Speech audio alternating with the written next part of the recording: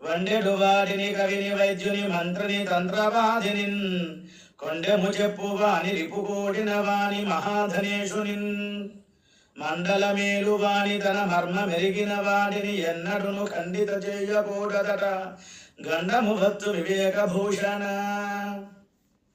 అన్నం వండేటువంటి వారు అనగా ఈ కుకింగ్ చేసే వాళ్ళతో పాటు చక్కగా ఉండాలి, వంట వాళ్ళతో.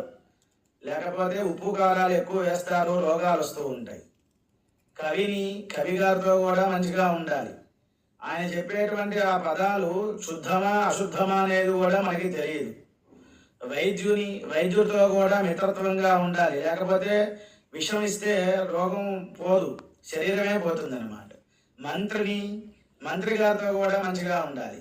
తంత్రవాదిని ఈ యొక్క భూత ప్రేత పిశాచాల యొక్క దోషాన్ని పోగొడతామంటూ పెద్ద పెద్ద విభూతి కుంకుమ